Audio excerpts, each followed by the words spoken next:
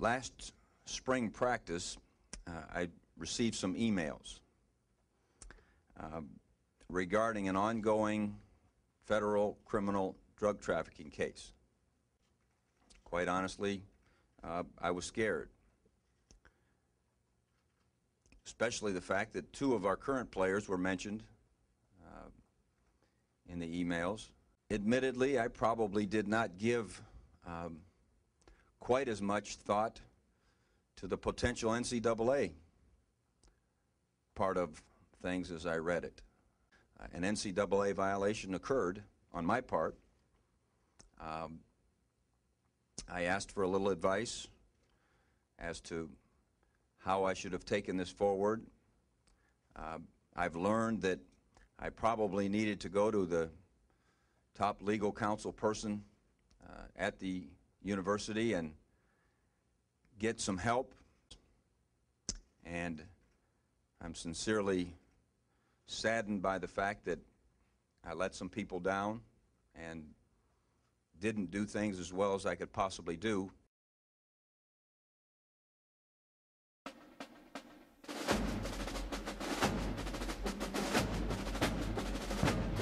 Attempted field goal. There is the signal being called. The ball is set down. Janowitz boots it. It is good. Runs for Buckeyes during the season, but none more timely than this 52-yard sprint set up the winning touchdown against Michigan.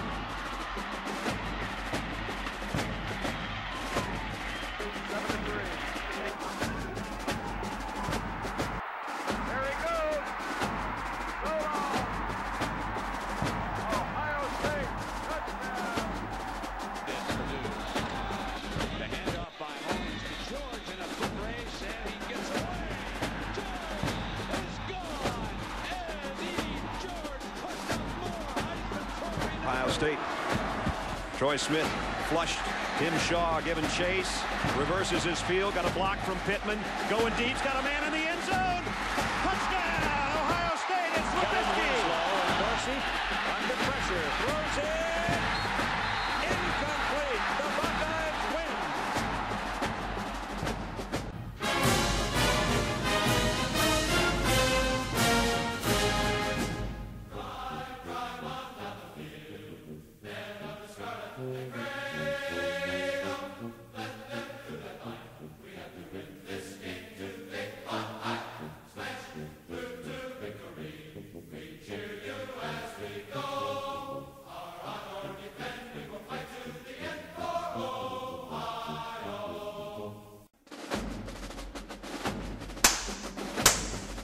Still love you, Coach Chris.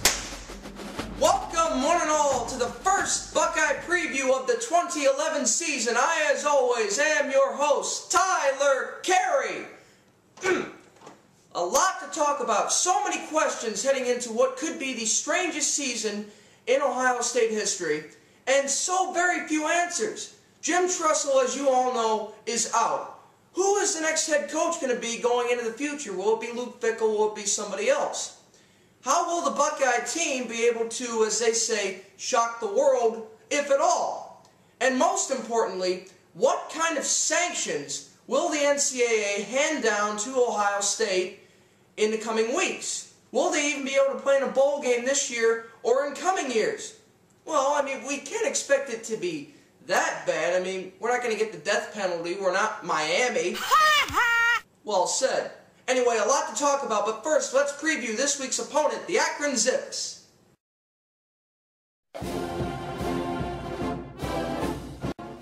The University of Akron began playing football back in 1891, and since then have enjoyed a record of 486, 485, and 37.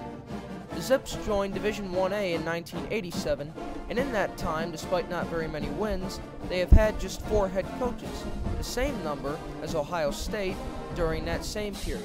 The first of those coaches, Jerry Faust, was a Notre Dame head coach for 5 seasons prior to Akron.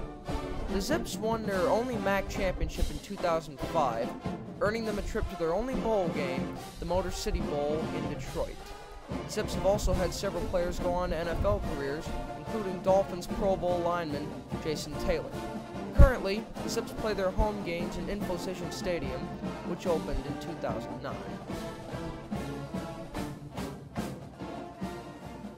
Now, as I'm sure a few of you know, being from the Cleveland-Akron area, this current edition of the Zips is not very good. Last year, the Zips were 1-11, dead last obviously in the MAC, and also dead last in several of the conference's statistical categories. In fact, they did not win a game until their very last game of the season. All this under the turmoil of head coach Rob Ianello's first season. Ianello, an ex-Notre Dame assistant, has some pedigree. However, during their last few games against tough teams like Ball State and MAC champion Miami of Ohio, they actually played very tough and were right in it to the end, losing both of those games by less than a touchdown. They have 14 starters returning, which provides for some stability. That's actually more returning starters than Ohio State has. And their quarterback, Clayton Moore, used to be a quarterback at Ole Miss. He transferred to junior college, and now he's at Akron. He played very well at junior college, so he could bring an SEC type of mentality to the Zips. Look for them to grow in their second season, possibly to about 4, maybe 5 wins, and be set to really be a MAC title contender in the future. But in their first game of the year against Ohio State on opening day, I don't see them doing much. They just don't have the talent to stack up with a Big Ten team, let alone Ohio State, especially since even though Ohio State is under so much instability and lost so many great stars, including the quarterback who will not be named, yeah, you know who I'm talking about, they are one of these teams that just manages to reload talent from in and out of state. And against Akron, they're not going to have much of a challenge. Now, our next topic is going to be about perhaps the biggest issue going into this season, the head coach. As we all know, the beloved Jim Tressel committed an almost, well, you could say a mortal sin in the NCAA aspect of things. Lying under oath to the NCAA about knowledge that his players had received improper benefits, and now he is out as Ohio State head coach. Luke Fickell is currently the interim head coach for the 2011 season. Now, obviously, they could give him a chance to be the head coach in the future. But will he be? Who is going to be the next head coach at Ohio State from 2012 onward? Now, I'm sure right after I said that, many of you just screamed, Urban Meyer! No, no, no, no, no, no, no, no, no, no. I do not want Urban Meyer to ever be the head coach of this football program. Now, he is a very good coach, and I'm sure he's a decent guy. Don't get me wrong. But he just doesn't fit this type of situation. First of all, we don't even know if he wants to come back. He seems to like it at ESPN currently. And if he does, when will he just decide, I'm getting sick again, I think I'm going to resign? It's just too unpredictable. Ohio State has too much instability. They don't need another situation where they don't know if the head coach is coming or going. They need an able-bodied coach, which Meyer is, that they know is going to be there for a number of years, provided that he wins. Also, the system that he won with at Florida, the Tebow spread offense, would never work at Ohio State unless maybe you have a Tebow type of quarterback. When you don't, it provides for disaster, as it proved for Florida last year when they went just 8-5 with a quarterback who was not fit to run a spread offense. And, well, I think we all saw how the spread system worked at Michigan these last few years, and I don't think we want to end up in that same boat. Luke Fickell, on the other hand, gets it. He was born in Ohio, raised in Ohio, went to Ohio State, a 4-year starter on the defensive line. He's tough, hard-nosed, knows what needs to be done to win in the Big Ten, and more importantly against teams such as that team up north.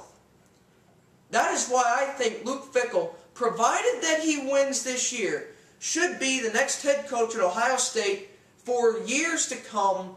Hopefully, if he goes at least 9-3 they give him a 4 to 5 year extension and really give him a chance to show his worth on the sidelines. Well, now that I've given my opinion on that, let's take a look at a classic game. The last time that Akron and Ohio State met back in 2007.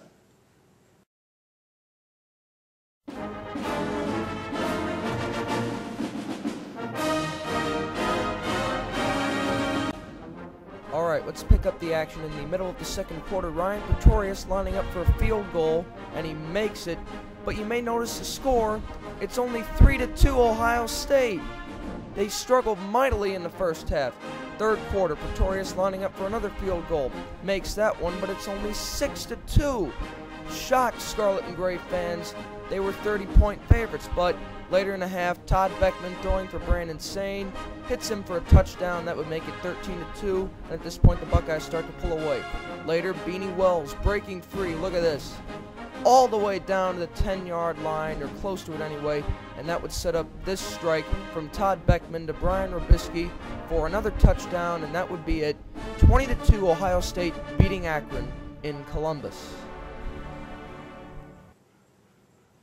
For the record, that was the second time in history that Ohio State and Akron have played against each other in football. The first time came back in 2001. Ironically, it was the first game of Jim Tressel's career as Ohio State head coach, and his Buckeyes won that afternoon 28-14. Now, to the most important part of the show, my prediction. Now, it's the home opener. Ohio State has not lost a home opener since 1978, Woody Hayes last year on the sidelines. But that was to Joe Paterno's Penn State Nittany Lions. Yeah, Joe Paterno was still the head coach back in 1978, and that team nearly won the national title. This Akron Zips team is not going to win the national title. They just don't have enough talent to stack up against Ohio State's. This can hopefully be a springboard to what could be a surprising season for the Scarlet and Gray. I don't think that they're going to cover that grossly inflated 33.5-point spread, but I don't think that they're going to allow a touchdown to the Zips. I could see them winning by a score of 37-6. Let's hope it's more. Let's just hope they get the W, get Luke Fickle off on a winning note. Until next week, I'm Tyler Carey. Go Twinsburg, go Buckeyes!